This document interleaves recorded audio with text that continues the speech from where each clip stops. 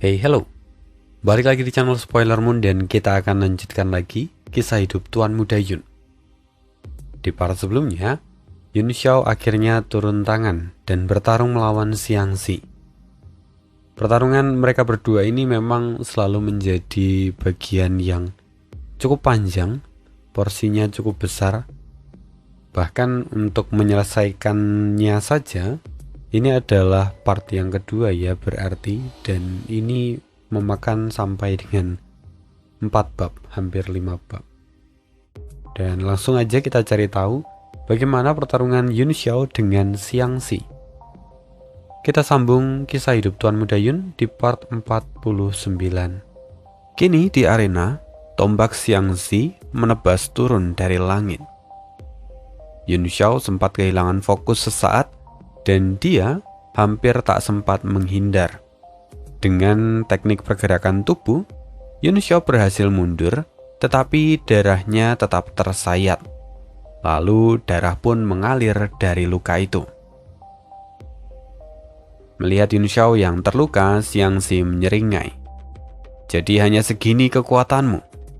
Sepertinya pertempuran ini akan berakhir lebih cepat dari yang kuduga. Tombak di tangan Xiangxi berputar dengan cepat. Lalu Xiangxi mulai melancarkan serangan bertubi-tubi. Dan itu membuat Yun Xiao kewalahan. Luo Qingyun tampak mengerutkan kening. Dia tahu kekuatan Yun Xiao jauh lebih besar daripada apa yang ditunjukkan saat ini. Tetapi entah kenapa, Yun Xiao masih mencoba menahan diri. Suara benturan dari senjata tingkat tinggi mulai menggema di arena. Petir menyambar dari benturan itu. Dan itu adalah senjata yang Yun Xiao gunakan, palu petir. Dia akhirnya mengeluarkan palu petir dan menghantam tombak Xiangxi. Seketika puluhan ribu sambaran petir menderu. Lalu karakter kuno Maha juga melingkar di badan palu petir itu. Sorak dan teriak menggema. Semua orang terpaku, hampir tak sanggup memahami berapa banyak sebenarnya artefak tingkat tinggi yang dimiliki oleh Yun Xiao. Kau benar-benar membuatku marah. Sekarang kau sendiri yang telah menggali kuburanmu, seru Xiangxi dengan penuh amarah. Tatapan Yun Xiao sendiri ikut berubah menjadi tajam. Dia tahu Xiangxi masih memiliki harta rahasia naga, dan jika dia terus menahan diri, maka dia justru akan semakin terdesak. Karena itu, Yun Xiao memutuskan bahwa dia harus bergerak. Selama dia tidak mengaktifkan mata iblis bulan ataupun teknik pedang pemotong bintang, dia akan tetap aman di dalam kota bulan merah. Yun Xiao segera menggerakkan kedua tangannya dan mengambil 9 pedang bintang dingin langit utara. Dengan satu ayunan tangan, ke-9 pedang itu melesat ke langit. 9 pedang itu kemudian membentuk sebuah formasi yang memancarkan hawa dingin yang menusuk tulang. Cahayanya mulai bertaut dan menggambarkan pola samar di langit.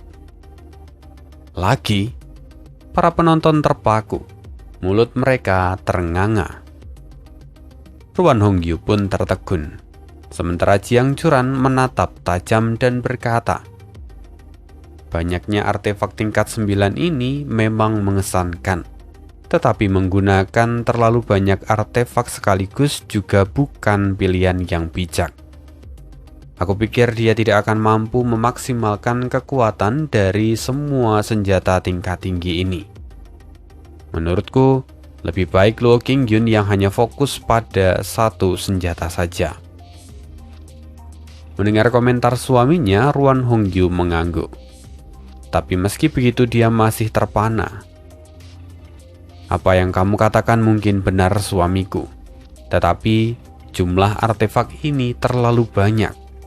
Bahkan dari semua artefak itu, dia bisa membentuk sebuah formasi. Dan formasi itu kini terbentuk di atas arena. 9 langit merangkul bulan. teriak Yun Xiao. Pola formasi pedang itu lalu berputar dengan cepat dan 9 pedang beresonansi di udara. Di atas pola itu, bayangan pedang raksasa mulai terbentuk dan menyerap energi alam tanpa henti. Lautan pedang Qi menyebar di tengah arena, menggulung bagaikan badai surgawi. Sungguh formasi pedang yang menakutkan. Formasi macam apa ini? Aku bahkan belum pernah mendengarnya. Wajah Jiang Churan kini tampak memucat. Para penonton di bawah panggung menahan nafas. Banyak dari mereka yang mendapati kulit mereka mulai retak dan darah pun mengalir keluar akibat dari tekanan pedang Qi yang merembes keluar. Mereka mulai panik. Apa yang terjadi? Bukankah mereka saat ini dilindungi oleh pertahanan arena? Kenapa Qi pedang itu masih menembusnya? Kepanikan merebak. Para penonton buru-buru mengedarkan Qi mereka dan berusaha menahan tekanan yang datang dari atas arena yang seolah-olah hendak merobek langit itu. Semua orang terperangah, sementara Xiang Zi mengumpat. Brengsek! Matanya merah, wajahnya tegang dan dia penuh dengan keterkejutan. Tekanan dari formasi pedang yang dibuat oleh Yun Xiao benar-benar menekannya sampai dia sulit bergerak. Dia tahu kalau 9 pedang itu benar-benar jatuh, bahkan sisik naga di tubuhnya pun tak akan mampu bertahan. Dengan raungan keras, lengan Xiang Zi mulai berubah menjadi cakar naga. Kekuatan yang mengerikan melonjak keluar, membentuk cakar naga sejati yang memegang tombak dengan erat. Yun Xiao menatapnya dingin. Jadi cakar naga itu adalah hadiah dari Sang. Kalau begitu, gunakan juga tanduk nagamu. Jangan salahkan aku jika kau mati tanpa peringatan. Senyum dingin di sudut bibir Yun Xiao benar-benar membuat darah Xiang Zi mendidih. Dia meraung. 3 harta rahasia naga saja sudah cukup untuk menghadapimu. Segera tombaknya bergetar hebat. Dalam sekejap, beberapa tebasan menembus langit dan menghancurkan pola pedang Yun Xiao. Lautan pedang Qi yang membumbung langsung terbelah 2. Inikah kekuatan dari harta rahasia naga? Pantas saja ras naga begitu terobsesi padanya. Aku bisa merasakan kekuatannya meningkat berlipat-lipat ganda, kata Ruan Hongyu penuh dengan keterkejutan. Sementara Jiang Churan dia menambahkan, konon katanya, siapapun yang berhasil mengumpulkan 9 harta rahasia naga, dia dapat berevolusi menjadi naga sejati. Meskipun rumor itu mungkin dilebih-lebihkan, tetapi artinya jelas bahwa harta itu memiliki kedudukan yang luar biasa. Jika ras laut ini mendapatkan kumis naga, maka di antara generasi muda tak akan ada seorang pun yang mampu menekannya. Mendengar itu, Ruan Hongyu menghela nafas berat. Padahal harta rahasia naga itu awalnya hanyalah inti penyegel di tanah pemakaman. Aku mengambilnya karena aku mengira itu adalah barang berharga dan aku berniat menjadikannya sebagai mas kawin. Tak kusangka benda itu justru menimbulkan kekacauan sebesar ini, bahkan sampai menarik perhatian dari ras laut. Jujur saja, ada sedikit penyesalan yang terlihat di wajah Ruan Hongyu. Sementara itu di arena, Yun Xiao sendiri mendengus. Kau menolak mendengar nasihatku. Kalau begitu, pergilah ke neraka. Transformasi 9 pedang. Yun Xiao merapal mantra lalu 9 pedang bergetar hebat, membentuk bilah pedang raksasa di langit. Energi destruktif yang terkandung di dalamnya mengguncang seluruh arena. Xiang Zi meraung. Setelah menyatukan cakar naga, kekuatan dan kepercayaan dirinya melonjak dengan pesat. Dia tanpa ragu menghantam serangan Yun Xiao, dan ketika kedua kekuatan besar itu bertemu, ledakan menggema. Suara benturan dahsyat menyebar ke segala arah, dan cahaya dari pedang serta tombak itu saling bertabrakan. Langit dan bumi terguncang, gelombang kejut menghantam seisi arena, membuat banyak penonton pucat sampai kesulitan bernafas. Kekuatan yang tak tertandingi terus meluap, dan kedua kekuatan itu menyapu segala sesuatu yang ada di sekitarnya. Bahkan pertahanan dari arena pun langsung memancarkan cahaya 9 warna. Itu adalah batas pertahanan tertinggi. Dan meski sudah menggunakan batas pertahanan yang tertinggi pun, kini pertahanan dari arena itu terlihat retak dan bisa saja hancur sewaktu-waktu. Para penjaga panik. Segera mereka mengumpulkan tenaga dan mencoba untuk membentuk penghalang yang baru. Mereka semua mencoba memperbaiki pertahanan arena agar tetap bisa menahan semua kekuatan itu. Di bawah kepemimpinan Jiang Baili, semuanya berhasil diatasi dalam waktu singkat, sehingga ketegangan pun mereda. Sementara itu saat ini di tengah arena, Yun Xiao berdiri tegap. Dia memegang pedang 1000 musim gugur. Selain itu, di tangan satunya, dia juga memegang gumpalan air berwarna hijau. Dengan satu gerakan, pedang dan juga air hijau itu mulai bergabung. Air itu menyelimuti pedang yang ada di tangan Yun Xiao. Dan kekuatan aneh pun mulai terpancar. Apa-apaan itu? Xiangxi pun terperanjat. Dia tiba-tiba menyadari. Tunggu, air itu adalah harta rahasia naga. Yun Xiao, kau benar-benar memegang harta rahasia naga. Serahkan padaku. Kini Xiangxi meraung dengan penuh nafsu.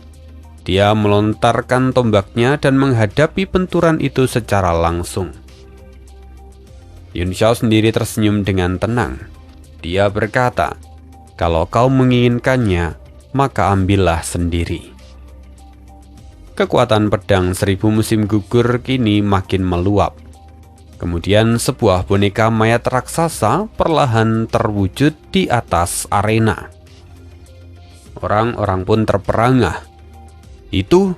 Apakah itu adalah roh artefak? Keberadaan dari roh artefak sesungguhnya cukup asing. Jiang Robing sendiri, dia tampak pucat, matanya memancarkan perasaan jijik. Dia berkata pada Ning Keiyue, "Guru, roh artefak ini terasa begitu menjijikkan. Bentuknya seperti boneka mayat. Yun Xiao, benarkah dia menggunakan ini sebagai roh artefaknya?" Ning Keiyue pun tampak mengerutkan dahi. Wujud ini tidak terlihat seperti roh artefak. Tetapi, kalau wujud ini bukanlah roh artefak, lantas apa sebenarnya wujud ini? Jiang Churan yang mendengar percakapan mereka berkata, "Wujud ini pasti adalah wujud asli pedang itu sendiri. Kemungkinan dulu pedang ini dimurnikan dari mayat binatang buas raksasa.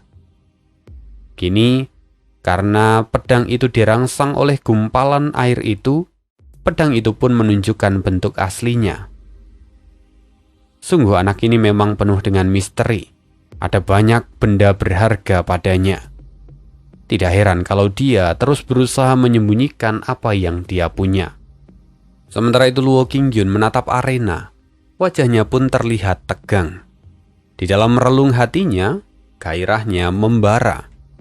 Dia bergumam pelan, "Gumpalan air itu.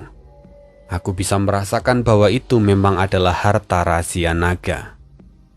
Namun, kenapa pembuluh nadiku serasa bergolak seperti ini? Sementara itu, kini Yun Xiao menatap Xiangxi dengan tatapan dingin.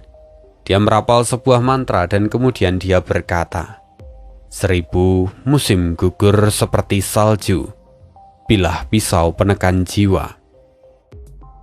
Mendengar itu orang-orang di kota bulan merah terperanjat. Yun Xiao kali ini benar-benar meniru lagu milik Ning Keyue, Pedang Penakluk Jiwa. Bahkan Ning Keyue sendiri tidak menyangka. Meskipun dia tahu momentum pada pedang Yun Xiao jauh lebih lemah daripada pedang penakluk jiwa miliknya, tetapi aura dari keduanya tetaplah serupa. Dan di bawah bilah itu, kekuatan tatanan alam bangkit. Ketika orang-orang masih tertegun, 3 karakter kuno Maha kembali muncul pada pedang Yun Xiao. Karakter itu muncul bukan dari pedang 1000 musim gugur, melainkan dari manik tulang naga yang dimiliki Yun Xiao. Di dalam manik tulang naga itu tersimpan metode serangan jiwa yang mendalam, dan Yun Xiao kali ini menggunakannya. Kemudian, saat Yun Xiao mengayunkan pedangnya ke arah bawah, boneka mayat raksasa pun turun dari langit. Lautan cahaya pedang menyelimuti boneka mayat itu dan menekan Xiangxi tanpa ampun. Bukan hanya kekuatan aturan yang membelenggu tubuhnya.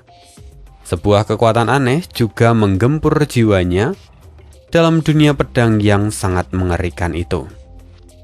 Dalam kepanikan, Xiangxi mengerahkan seluruh kekuatannya pada tombak yang ia pegang. Dia mencoba menahan dengan sekuat tenaga. Boom! Tombak itu menghantam kepala boneka mayat raksasa sampai percikan api berhamburan.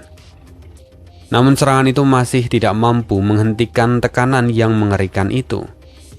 Dunia cahaya pedang, kekuatan aturan dan juga serangan jiwa. 3 kekuatan kini disatukan. Ledakan kembali terjadi. Hanya dalam waktu singkat, Xiangxi tak sanggup lagi menahan tekanan dari serangan Yun Xiao. Dia akhirnya terhempas bersama dengan tubuh boneka mayat itu. Saat keduanya menghantam tanah, dunia cahaya pedang meledak bagaikan sekuntum bunga yang mekar, memancarkan cahaya yang begitu menyilaukan. Bahkan penghalang yang baru saja diperkuat oleh para penjaga kota bulan merah, kini kembali goyah di bawah hantaman itu. Wajah para penjaga seketika memucat, bahkan keringat dingin mengalir di pelipis mereka. Seketika suasana menjadi hening. Mereka semua hanya bisa menelan ludah. Apakah binatang laut itu sudah mati? Pertanyaan itu menggema di antara para penonton, tetapi tidak ada jawaban yang pasti. Cahaya berkilau itu masih mengamuk dan menutupi segala yang ada di dalam sana, sehingga tidak ada yang bisa melihat apa yang terjadi di sana. Sementara itu, setelah melihat gerakan yang digunakan oleh Yun Xiao, Jiang Zuran yang tampak terpana bertanya, "Keyue, apa kau yang mengajari bocah itu? Bagaimana bisa pedangnya memiliki kekuatan aturan seperti milikmu?" Ning Keyue terdiam. Kalau di situ dia menjawab tidak, maka akan ada pertanyaan dari mana sebenarnya Yun Xiao mendapatkan gerakan itu. Tetapi jika dia mengangguk, tetap saja tidak ada penjelasan untuk keganjilan yang baru saja terjadi. Untungnya, sebelum Ning Keyue menjawab, Jiang Ruobing menyerobot, "Guru, apakah binatang laut itu sudah mati sekarang?" Mendengar pertanyaan ini, Ning Keyue lebih memilih menjawab pertanyaan dari Jiang Ruobing. Dia berkata, "Dia jelas terluka parah, tetapi dia tidak akan mati semudah itu. Bagaimanapun, dia telah menggabungkan tubuhnya dengan harta karun rahasia naga. Jadi kekuatan fisiknya pasti jauh lebih kuat daripada tubuh iblis biasa. Namun, serangan ini telah menjadi titik balik. Yang menjadi persoalan adalah berapa lama Yuan Qi Yunxiao bisa bertahan. Mendengar itu, Ruo Bing terkejut. Apa? Dia bahkan masih hidup setelah serangan seperti itu? Semua orang yang ada di sana juga mendengarnya. Mereka semua enggan untuk percaya. Tapi di arena, Yunxiao sendiri buru-buru melepaskan pedang 1000 musim gugur karena dia tahu batas kemampuannya. Saat ini, Yunxiao belum dapat mengendalikan pedang itu secara penuh. Dia khawatir kalau pedang itu akan menghisap semua energinya sampai habis. Tapi seperti yang Ning Yue katakan, Yunxiao tahu bahwa serangannya tak akan cukup untuk membunuh Xiangzi. Jadi, dia berkata, "Baiklah, akan kuselesaikan sekarang." Saat seluruh cahaya di arena menghilang, semua orang bisa melihat bahwa di tengah arena itu berubah menjadi kawah dengan lubang hitam di bagian tengah kawahnya. Yunxiao menarik nafas panjang, memulihkan kondisinya, lalu kemudian mengangkat monumen dewa. Dia mengucapkan mantra pelan, dan seketika kekuatan dunia menyebar dan wujud monumen dewa berubah menjadi sebuah gunung kecil. Yunxiao mengayunkannya dan monumen dewa menghantam ke arah lubang hitam yang ada di tengah arena. Semua orang hanya bisa tersenyum masam. Lagi-lagi mereka melihat artefak tingkat 9. Sementara itu Jiang Churan, dia bisa merasakan sesuatu yang berbeda dari semua artefak sebelumnya. Bahkan meski monumen dewa adalah senjata tingkat 9, tetapi Jiang Churan bisa merasakan perbedaan aura yang sangat jelas. Monumen dewa memang adalah senjata transenden, maka tidak bisa dikategorikan dengan senjata yang lain. Lalu saat monumen dewa menghantam dasar kawah, ledakan besar kembali menggema. Namun sesaat kemudian, seberkas cahaya melesat keluar dari kedalaman lubang hitam itu. Monumen dewa terpental. Yunxiao pun segera menyimpannya kembali dengan satu gerakan tangan. Setelah itu, terdengar hembusan nafas naga yang amat mengerikan. Lubang hitam itu seakan telur seekor naga yang siap melahirkan malapetaka baru. Kemudian ledakan pun terjadi. Sebuah bayangan besar keluar dari lubang hitam itu dan langsung menyergap ke arah Yunxiao. Ruangan di sekitar Yunxiao pecah bagaikan kaca. Meskipun dia telah bersiaga dan mencoba menghindar, ledakan itu tetap membuat tubuhnya terpental. Tunggu, bukankah dia terluka? Tapi kenapa dia justru kini semakin kuat? Semua mata terbelalak. Cheng Haobo dan Beiming Lai Feng yang bersembunyi di langit pun membeku di tempat. Keduanya menahan nafas ketika melihat serangan itu. Mereka sendiri bersyukur karena mereka memutuskan untuk tidak ikut campur di bawah. Kalau tidak, mungkin kepala mereka sudah tertancap di atas tanah. Kini, di atas arena terlihat sosok Xiangzi yang telah berubah wujud menjadi setengah naga. Luo Qingyun sendiri terpaku ketika memandang tubuh Xiangzi. Meski dia tampak compang-camping, namun aura yang terpancar darinya justru jauh lebih buas dan menekan daripada sebelumnya. Jiang Churan pun tampak serius. Itu jelas adalah transformasi terakhirnya. Aku dapat merasakan darahnya kini membara. Ada kekurangan di dalam proses penggabungan harta rahasia naga miliknya. Dari yang terlihat, sekarang dia memaksa penyatuan harta rahasia naga dengan mengandalkan kekuatan darah keturunannya. Dalam keadaan seperti ini, bahkan jika dia masih memiliki harta rahasia naga yang lain, dia tidak akan mampu menyatukannya, karena tubuhnya akan hancur sebelum penyatuan selesai. Sementara Ning Keiyue memandang arena dengan wajah yang semakin kelam. Setiap kali dia menyatukan dirinya dengan harta rahasia naga, dia memulihkan cedera di tubuhnya. Bahkan, kalau aku ada di sana, aku akan kesulitan untuk menghadapi anak ini. Jiang Churan menanggapinya dengan tenang.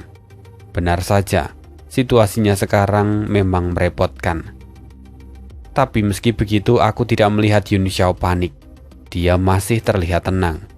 Jika bukan karena dia memiliki keyakinan untuk menang, maka sikap ini jelas adalah bentuk dari ketenangan seseorang yang telah menghadapi banyak pertarungan dalam kehidupan. Jika seperti ini, maka pertumbuhannya kelak akan sangat mengerikan. Aku bahkan berani mengatakan, tidak berlebihan kalau dia akan menjadi orang nomor 1 di dunia hanya dalam beberapa dekade. Ucapan itu sontak mengguncang semua orang. Penilaian dari penguasa Kota Bulan Merah mungkin tidak selalu tepat, tetapi pendapatnya tetap menjadi rujukan yang penting. Lebih jauh lagi, Jiang Churan sendiri dikenal sebagai sosok yang sangat berhati-hati. Jika dia berani mengucapkan prediksi sebesar itu, artinya dia punya alasannya tersendiri. Sementara itu hati Ruan Hongyu pun ikut bergetar. Dia berkata, jika suamiku berani membuat pernyataan seperti itu, berarti dia sangat mengagumi Li Yun Xiao. Selama dia menang hari ini, maka kompetisi ini dapat dianggap sebagai sebuah keberhasilan. Makna dari kata-kata Ruan Hongyu sangat jelas, bahwa dia sudah membayangkan Yun Xiao sebagai menantunya. Karena itu, Ruan Zimao kini tertunduk lesu. Dia semula hendak menggunakan potongan logam untuk menekan Yun Xiao agar dia menyerah pada Jiang Ruobing. Tetapi setelah pernyataan Jiang Churan dan juga Ruan Hongyu tadi, dia tahu bahwa mereka tidak akan mungkin melepaskan Yun Xiao yang adalah bibit unggul. Sementara itu, kini di atas lubang hitam, perubahan Xiangzi semakin mengerikan. Setelah tanduk naga menyatu sepenuhnya dengan tubuhnya, darah naga di dalam dirinya bangkit hingga batas tertentu. Separuh tubuhnya kini telah berwujud naga. Tombak di tangannya pun memancarkan aura dari seorang raja lautan yang luas. Melihat itu Yun Xiao mencibir. Hah, kau akhirnya menunjukkan wujud terakhirmu. 9 pedang bintang dingin langit utara kini kembali berkumpul dan membentuk garis pedang yang menembus angkasa. Xiangzi mengangkat tombaknya secara horizontal. Auranya melonjak dahsyat. Langit sekitarnya mulai bergetar. Kemudian cahaya menyembur keluar dari sisik yang menutupi tubuhnya. Di bawah bayangan naga yang menari di langit, badai angin dan hujan menyapu seluruh udara. Awan gelap mulai menggulung, petir pun menyambar-nyambar. Dari balik tubuh Xiangzi, siluet naga raksasa perlahan muncul. Kepala naga itu terangkat dan sepasang matanya menyala, menembus ruang, menatap Yun Xiao dengan keagungan mutlak. Di bawah tatapan itu, jiwa Yun Xiao pun ikut bergetar. Ia segera menggunakan teknik ilahi perluasan besar untuk menstabilkan dirinya. Suara Xiangzi kemudian terdengar, dalam dan dingin. Kau sangat kuat. Kau memang layak menyandang gelar nomor 1 di antara generasi muda dari para manusia. Kau bahkan hari ini memaksaku sampai batas ini. Sungguh, apa yang terjadi hari ini adalah pencapaian yang luar biasa. Jika aku tidak memperoleh harta rahasia naga keempat di kota Songyue, aku pasti sudah tumbang di tanganmu hari ini. Mendengar semua itu, Yun Xiao menyeringai tipis. Kau masih mengatakan semua itu. Artinya, kau masih berpikir bahwa kau akan menang hari ini. Kata-kata Yun Xiao jelas penuh dengan cemoohan. Dan Xiangzi dengan percaya diri berkata, tentu saja, aku adalah putra kebanggaan dari ras laut. Bakatku jauh melampaui kalian para manusia. Kau mampu bertahan sampai sejauh ini saja sudah merupakan kebanggaan bagi kalian. Tidak seharusnya kau bermimpi untuk mengalahkanku. Kau harusnya sadar betapa naifnya dirimu. Xiangzi benar-benar sombong. Sementara Yun Xiao, dia berkata, kau sudah kupukul habis-habisan berkali-kali. dan sekarang kau masih saja berkoar seperti itu. Aku tidak tahu sebenarnya dari mana asal superioritas dari para binatang laut itu berasal. Apakah air laut sudah merusak akal sehat kalian? Mendengar itu Xiangxi meraung. Brengsek, kau benar-benar kurang ngajar. Kini rasa malu bercampur dengan amarah menyembur keluar dari dada Xiangxi. Tombak di tangannya pun mulai bergemuruh, mengeluarkan dengungan yang mampu merusak ruang. Sementara bayangan kepala naga di belakangnya menyatu lebih dalam ke tubuhnya. Dan ruang di sekitarnya mulai runtuh oleh karena tekanan aneh itu. Cahaya tajam mulai berpendar menyilaukan, bagikan pedang ilahi yang membelah langit menjadi dua bagian. Kekuatan tebasan itu begitu menakutkan sampai-sampai 9 pedang bintang dingin langit utara bergetar, seakan pedang itu menangis di bawah tekanan kekuatan yang absolut. Yun Xiao lalu mulai menggerakkan jarinya, membentuk mantra, dan dia mengeluarkan cermin awan senja di tangannya. Cermin itu memancarkan cahaya kemerahan yang kemudian mulai memenuhi angkasa. Permukaan cermin raksasa itu terbentuk di depan Yun Xiao, dan susunan pertahanan pun telah terbentuk. Melihat itu Xiangxi mencibir, trik murahan. Seketika ledakan terjadi saat serangan Xiangxi menghantam cermin itu. Dan pertahanan dari cermin awan senja runtuh dalam sekejap. Memang kekuatan Xiangxi sungguh luar biasa sampai-sampai mampu menghancurkan pertahanan dari cermin awan senja. Tapi meski begitu, serangan dari Xiangxi mampu dinetralkan. Bahkan setengah dari kekuatan serangan itu berhasil dipantulkan.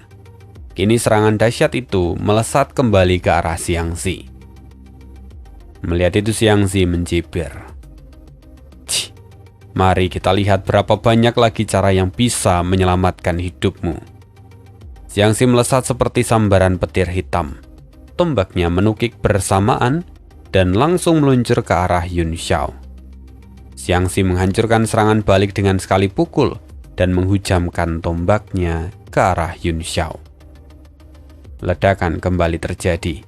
Yun Xiao benar-benar tidak mampu menahan hantaman tombak itu. Tenaga naga yang dahsyat mengguncangnya hingga terlempar ke langit. Mata semua orang melebar. Ngeri ketika kedua tubuh itu berubah menjadi seberkas cahaya hijau dan melesat ke angkasa. Yun Xiao, kau sudah habis akal. Aku baru saja memulainya. Kau sudah tak mampu bertahan. Xiangxi tertawa dan mengejek Yun Xiao. Seluruh penonton pun tampak putus asa. Bagi mereka, Yun Xiao tidak punya kesempatan untuk bertarung lagi. Tetapi Jiang Churan, dia tampak serius. Dia bisa melihat Yun Xiao kembali bangkit. Tak pernah kusangka, setelah menderita seperti ini, dia masih berniat untuk bertarung. Mendengar apa yang dikatakan oleh Jiang Churan, semua orang terkejut dan melihat kembali ke arah arena. Di sana terlihat pancaran cahaya hijau yang ganas. Xiangxi juga tersadar bahwa Yun Xiao belum tumbang. Dia langsung menerjang dengan wajah bengisnya. Namun, seketika sebuah kekuatan domain muncul dari tubuh Yun Xiao. Aura Yun Xiao bertabrakan dengan kekuatan naga Xiangxi. Dan Yun Xiao berhasil menahannya. Apa? Pupil mata Xiangxi mengecil, dipenuhi dengan keterkejutan. Sementara tubuh Yun Xiao memancarkan cahaya keemasan yang terang bagaikan matahari. Lapisan seperti zirah emas menutupi tubuhnya. Kekuatan naga yang nyaris melumatnya pun terhenti. Kini tubuhnya yang hampir runtuh perlahan kembali pulih. Dengan satu tangan dia membentuk segel. Yun Xiao berkata, "Wujud Dharma emas." Cahaya itu menggumpal dan berubah menjadi wujud Dharma berkepala 3 dan berlengan 6. Tubuhnya berwarna emas.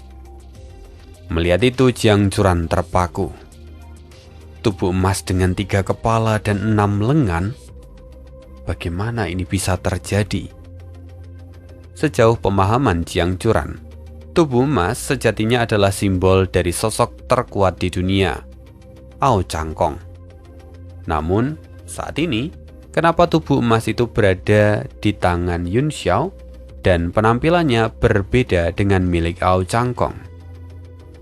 Tubuh emas ini memiliki wujud dharma dengan 3 kepala dan 6 lengan.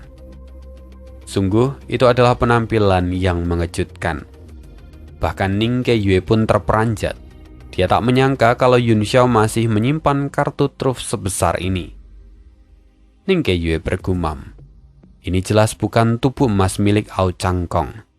Teknik ini pasti manifestasi tingkat tinggi dari wujud dharma itu sendiri, yang mana pada akhirnya wujud dharma itu berbalutkan emas seperti tubuh emas. Mendengar itu, semua orang pun mengangguk. Tapi sebenarnya, Ning Keiyue pun merasakan keraguan sama seperti yang lain. Tapi dia tahu, apapun jawabannya, klaim bahwa itu tubuh emas adalah milik Ao Changkong harus ditepis terlebih dahulu. Karena konsekuensinya akan terlalu besar bagi dunia dan juga kota bulan merah kalau memang tubuh emas yang digunakan Yun Xiao adalah tubuh emas milik Ao Changkong. Kemudian Jiang Churan pun mengangguk. Dia juga bisa memahami pemikiran dari Ning Keiyue. Lalu Jiang Churan berkata, "Aku setuju. Aku sendiri pernah melihat tubuh emas Ao Changkong dan wujudnya tidak seperti ini. Oleh karena itu, apa yang digunakan oleh Yun Xiao kali ini pasti berbeda dengan tubuh emas Ao Changkong. Tubuh emas yang ia tunjukkan kali ini pasti adalah tubuh emas dari hasil kultivasi yang sedang ia kembangkan." Mendengar semua penjelasan itu, semua orang pun merasa sedikit lega. Kendati demikian, gumaman yang tak berdaya masih terdengar di antara mereka. Bagaimanapun Yun Xiao tampak memiliki kartu truf yang tiada habisnya. Seakan setiap kali dia terpojok, dia akan selalu mampu membalikkan keadaan. Mereka bahkan mulai berpikir bahwa Yun Xiao mungkin masih menyimpan lebih banyak kejutan yang lain. Namun kini di arena, Yun Xiao dengan tegas berseru, "Xiangzi, pertarungan ini berakhir di sini." Di tengah alisnya, seketika mata ketiganya terbuka. Sebuah cahaya api suci melesat keluar, menjelma menjadi Phoenix ilahi yang mengepakkan sayap dan menyemburkan api. Xiangzi pun terkejut. Mereka berdua berada dalam jarak yang sangat dekat. Api itu begitu mengerikan sampai-sampai ki naga miliknya nyaris tersulut. Ia meraung. Lalu kepala naga hijau juga melepaskan nafas naga yang mengguncang langit. Seketika Yun Xiao membentuk pusaran api raksasa dan melepaskannya ke arah nafas naga. Kedua kekuatan super dahsyat itu saling berbenturan. Tapi ini belum berakhir. Pada saat yang sama, Yun Xiao menggunakan pedang es di tangannya dan melepaskan niat pedang untuk membelah cahaya tombak milik Xiangzi. Akhirnya, badai ke pedang tak bisa dihindari. Kedua kekuatan besar itu saling bertabrakan, menghiasi langit bak festival cahaya yang memukau siapapun yang melihatnya. Keparat! Xiangzi pun sampai mundur selangkah karena keterkejutannya. Ia tak menyangka kalau Yun Xiao masih menyimpan gerakan sehebat itu. Dengan amarah yang membara, dia menghantam udara dengan tombaknya, memusnahkan badai pedang es itu satu persatu. Yun Xiao sendiri memanfaatkan jeda ini untuk menstabilkan nafasnya, dan dengan cepat dia mundur ke posisi yang aman. Kini keenam lengan dharmanya bersinar terang. Artefak-artefak tingkat tinggi mulai bermunculan satu persatu di setiap tangannya. Kerumunan orang yang melihatnya ternganga. Dan kemudian arena mendadak dipenuhi dengan kecemasan bercampur dengan keraguan-raguan. Mereka semua dipenuhi dengan kecemasan yang bercampur dengan kekaguman. Nyaris tak seorang pun dari mereka mampu memahami batasan kemampuan Yun Xiao. Jiang Zuran sendiri menatap tajam, suaranya dipenuhi dengan antusias yang tak dapat dia sembunyikan. Luar biasa, mereka berdua akhirnya memperlihatkan kekuatan puncak mereka. Artinya pertarungan sesungguhnya baru akan dimulai sekarang. Mendengar itu semua orang terperanjat. Kalau semua seperti yang dikatakan oleh Jiang Zuran, maka mereka semua tak bisa memprediksi apa yang akan terjadi. Karena kalau memang ini adalah awal, lantas seperti apa akhir dari pertarungan ini? Seketika pujian dan decak kagum bergemuruh. Kini keyakinan akan ramalan dari Jiang Zuran tampak beralasan. Kalau dia tidak tewas hari ini, maka Yun Xiao kelak akan berpotensi menjadi ahli nomor 1 di dunia. Di antara semua orang yang paling terpukul sejatinya adalah Ruan Zimao, Cheng Haobo dan juga Beiming Laifeng. Karena pada akhirnya citra tak terkalahkan mereka kini telah luntur oleh karena pertarungan Yun Xiao. Sementara itu saat ini di tengah arena, Xiangxi geram. Apakah ini adalah kekuatan asli Li Yun Xiao? Padahal di pertarungan di kota Songyue aku tidak melihatnya sehebat ini. Bahkan waktu itu dia sampai mempertaruhkan nyawanya. Kalau memang begitu artinya dia baru saja mempelajari semua teknik yang ia gunakan sekarang. Menyadari itu, perkembangannya benar-benar mengerikan. Kalau begitu, aku tak bisa membiarkan dia hidup lebih lama. Di mata Xiangxi, tergurat jelas rasa takut yang nyata terhadap Yun Xiao. Xiangxi sadar bahwa hari ini dia harus membunuh Yun Xiao apapun yang terjadi. Karena kalau tidak, Yun Xiao akan menjadi ancaman yang tak terkendali di masa depan. Lalu dengan tombak di bawah lengannya, dia dengan cepat membentuk mantra menggunakan kedua tangannya. Seketika, dia pun membuka mulut dan mengeluarkan teriakan yang merambat sebagai gelombang suara ke segala arah. Ini buruk, bagaimana kita menahan gelombang ini? Jiang Beili pun terkejut. Gelombang itu merambat ke segala arah, dan formasi pertahanan arena tidak bisa membendungnya. Seketika gelombang suara merambat kemanapun, banyak penonton yang mulai mengalami mutasi perilaku setelah mendengar suara itu. Mereka semua seolah dirasuki dan juga kehilangan kendali. Dengan segera Ningke Yue terbang ke langit. Tongkat kerajaan muncul di tangannya, dan dengan satu ayunan, cahaya lembut bergaung. Semua nyanyian penenang jiwa meresap ke dalam dada setiap penonton. Nyanyian itu lalu menyingkirkan semua anomali yang disebabkan oleh gelombang suara. Ia lalu mengangkat pandangannya. Dia tampak cemas namun juga sigap. Gelombang suara itu sejatinya adalah bahasa naga asli. Bahasa yang amat langka dan amat berbahaya. Ningke Yue lalu berteriak, "Ini adalah bahasa naga. Cepat tutup kelima indera kalian, dan juga indera keenam kalian." Yun Xiao sendiri merasakan gelombang suara yang terus menembus tubuh emasnya. Dia pun mulai terpengaruh. Tapi kekuatan spiritual Yun Xiao itu luar biasa, sehingga dia mampu menahan gejolak itu dengan segera. Yun Xiao juga tidak tinggal diam. Dia mengangkat lonceng dinasti. Sementara di tangan yang lain dia juga memegang palu petir. Dia menghantamkan kedua senjata itu dengan pukulan yang dahsyat.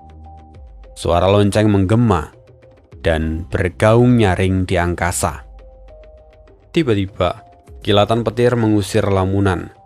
Satu karakter maha kuno besar muncul di langit, membentuk penjara guntur yang terus memuntahkan sambaran petir. Setelah lonceng dinasti dipukul lagi, Skalanya kian membesar, menggantung seperti langit yang menekan, kemudian jatuh ke arah Xiangxi. Puluhan juta petir meledak dari penjara guntur itu, menyapu angkasa dan merobek segala sesuatu yang ada di hadapannya. Naga terbang di langit. Xiangxi pun meraung. Aliran cahaya segera melesat dari tombaknya. Dia menyatukan tombaknya dan membelah penjara petir itu menjadi dua. Xiangxi sendiri berusaha melepaskan diri dari penindasan lonceng dinasti. Tapi Yun Xiao mencibir, "Kau hanya cacing di parit. Kau mengira dirimu naga sejati." Yun Xiao mengangkat cermin awan senja, lalu sinarnya menerangi angkasa dan menyelubungi Xiangxi. Kita lihat. Apa cara yang kau miliki untuk melarikan diri? Yun Xiao menatap tajam. Lalu 9 pedang bintang dingin langit utara berkumpul, membentuk diagram pedang yang menguat. Lalu menyatu menjadi pedang raksasa. Angin, api, dan ki pedang mulai berpadu menjadi energi penghancur yang mengerikan. Akan kutunjukkan 9 surga padamu. Roda api raksasa, kata Yun Xiao. Lalu buaya astral meraung dan melesat maju menuruti perintah Yun Xiao. Xiangxi kembali terperangah. Penindasan dari cermin awan senja dan juga lonceng dinasti membentuk kubah yang membuat gerakannya melambat. Ditambah, wujud pedang yang menggabungkan angin dan api menyimpan tekanan yang begitu dahsyat. Jika sampai tersayat oleh pedang itu, maka tubuh setengah naganya mungkin akan hancur total. Xiangxi kehabisan pilihan. Dia akhirnya mengeluarkan sebuah batu hijau, melemparkannya ke mulutnya dan menelan batu itu. Seketika tubuh hitam pekatnya mengkilat berubah menjadi kehijauan. Itu adalah tanda transformasi menuju wujud naga yang lebih sempurna. Yun Xiao terpaku. Dia bertanya-tanya apakah itu adalah harta rahasia naga yang lain. Tetapi Yao Long berbisik di telinganya. Itu bukanlah harta rahasia naga, melainkan kristal naga. Saat naga sejati lahir dari langit dan bumi, mereka akan mendapatkan kristal naga. Xiangxi sendiri sebelumnya memiliki 4 kristal naga. Tetapi saat dia berada di kota Songyue, dia telah menggunakan 3. Sementara yang tersisa hanya 1 dan ia gunakan sekarang. Andai saja kondisinya lebih baik, dia tidak akan pernah mau menggunakan kristal naga itu di sini. Yun Xiao, ajalmu sudah dekat, kata Xiangxi yang kemudian meraung, dan dia lalu melancarkan serangan. Aura mengerikan meledak, menghancurkan segel ruang cermin awan senja, lalu membuatnya keluar dari jangkauan lonceng dinasti. Setelah berhasil, Xiangxi langsung menerjang ke arah Yun Xiao. Di tribun, banyak sekali para penonton yang merasakan hawa dingin yang menembus hati mereka. Bahkan lutut mereka pun terasa lemas. Para penonton mencoba mengedarkan energi untuk menetralkan guncangan batin, tetapi mereka pun kesulitan. Sementara Jiang Churan dan Ning Keiyue semuanya terpana melihat apa yang terjadi di arena. Jantung Yun Xiao sendiri berdegup kencang. Tekanan itu begitu murni, membuat tubuhnya sulit bergerak. Tekanan naga sejati, ini di luar nalar. Xiangxi benar-benar jenius. 1:1 juta dari garis keturunan naga. Suara Yao Long pun terdengar ketakutan. Bayangan naga yang membelah langit itu menggetarkan ingatan dan nalurinya yang terdalam. Warisan kuno yang bangkit dari kedalaman jiwanya. Yun Xiao, dia segera mengedarkan teknik ilahi perluasan agung sekuat tenaga untuk menahan guncangan spiritual itu. Dan di saat yang sama dia mengendalikan pedang angin dan api serta menghantamkan tebasan penuh dengan kekuatan. Xiangxi menerobos masuk ke dalam lautan pedang itu, dan ki pedang runtuh bergemuruh lalu berbenturan langsung dengan bentuk pedang utama. Gelombang, rotasi angin dan api meletup keras dan memekakkan langit. Ledakan demi ledakan menyala. Bentuk pedang hancur total. Kekuatan angin dan api pun tersebar. Bayangan naga bangkit sepenuhnya, menghampar seolah hendak menelan dunia. Yun Xiao sendiri terkejut. Energinya hampir habis. Dia segera menguatkan inti kultivasinya, lalu mengangkat monumen dewa. Dia menghantamkannya sekuat naga dengan palu raksasa. Satu lengannya membentuk segel dan tubuhnya memunculkan wujud Dharma. Karakter kuno Maha Kuno muncul memasuki monumen dewa. Seketika 4 wilayah bertumpuk, memadatkan kekuatan dunia itu sendiri dan menindih bayangan naga. Boom! Xiangxi menabrak monumen dewa. Cahaya-cahaya meledak seperti lubang hitam dan memamerkan tabrakan antar semesta. Cahaya putih menyelimuti seluruh tempat itu, seolah dunia runtuh. Kekacauan yang begitu mengerikan kemudian berubah menjadi ketenangan yang sangat menyesakkan. Dari hamparan putih itu, terlihat 2 sosok yang saling berdiri berhadapan. Mereka berdua mengucapkan beberapa patah kata singkat, sebelum pada akhirnya kedua sosok itu kembali ditelan oleh cahaya. Ledakan masih mengguncang, langit belum pulih dari kehancuran. Jiang Juran yang mengamati semua itu bergumam, inikah sensasi dari alam ke-10? Jujur saja dia ragu. Ada kekaguman serta kejanggalan yang bercampur di wajahnya. Ekspresinya berubah menjadi hikmat, penuh dengan penghormatan pada eksistensi yang pernah berdiri di puncak tertinggi. Tak lama setelah itu, Yun Xiao terlihat menyemburkan darah dari mulutnya, lalu tubuh emas miliknya runtuh seketika. Darah keluar dari sekujur tubuhnya dan dia jatuh dari langit. Melihat itu semua orang terkejut. Apa yang terjadi? Siapa yang menang? Kerumunan orang dipenuhi dengan kecemasan dan kebingungan. Mereka sendiri menyesali rendahnya kultivasi mereka sampai-sampai tak mampu menyaksikan akhir dari pertarungan ini. Lalu, sebelum tubuh Yun Xiao jatuh sampai menghantam tanah, sebuah sosok melesat, dan itu adalah Ning Keiyue. Dia menangkap tubuh Yun Xiao dengan selamat. Dengan segera Ning Keiyue memeriksa kondisi Yun Xiao. Dia menggunakan indera ilahinya, memastikan bahwa jiwa Yun Xiao tidak terancam. Setelah semuanya aman, Ning Keiyue membawa Yun Xiao keluar dari arena di dalam pelukannya. Saat ini, Yun Xiao tidak sadarkan diri. Tetapi di saat yang sama, semua orang juga bisa melihat bahwa Xiangxi sudah tidak ada di sana. Tampaknya dia telah melarikan diri.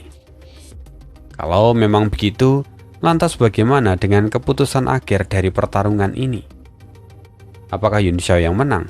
Ataukah Xiangxi yang menang? Bagaimana menurut pendapat kalian? Boleh ditulis di kolom komentar. Siapa pemenang dalam pertarungan ini? Dan kita akan sambung lagi kisah hidup Tuan Muda Yun di part berikutnya. Terima kasih, see you again, dan bye.